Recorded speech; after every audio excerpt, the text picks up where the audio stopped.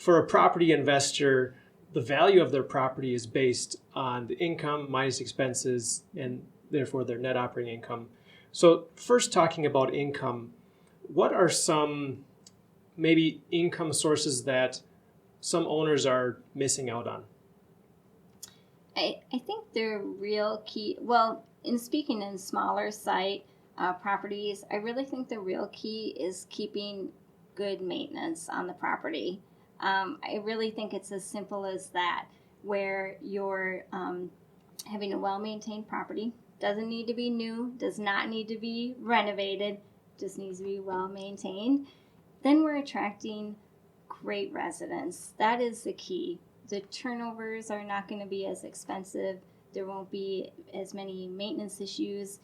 We just want to attract great residents, and we want them to stay as long as possible. And I think that's the key. So, it's a few different things, but I think minimizing that turnover.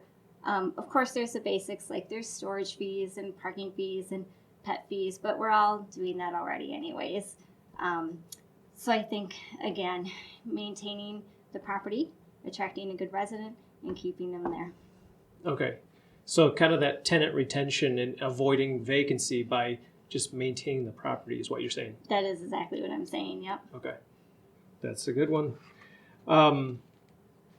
Then on the expense side, sometimes a property can feel like it's just eating up all the owner's money and this is breaking, that's breaking. Do you have any recommendations for property owners of ways to keep those expenses under control? I do, and I can appreciate the question itself, because one major happening can just eat a year's worth of profit, especially on these smaller sites.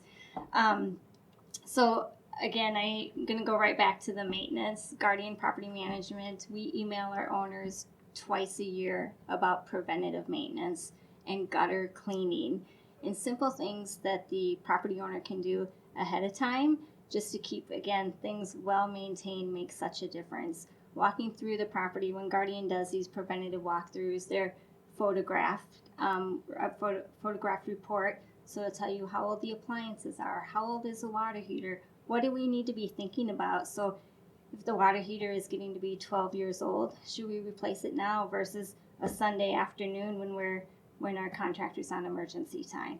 So just paying attention. Gutter cleaning can make such a big difference. We don't want the resident on top of the roof cleaning out gutters, potentially falling. Like, we have a contractor, when it's done yearly, it's done at a reasonable rate. Want to hear more on this topic? Click the link below for the full episode of Maximizing Your Property Value.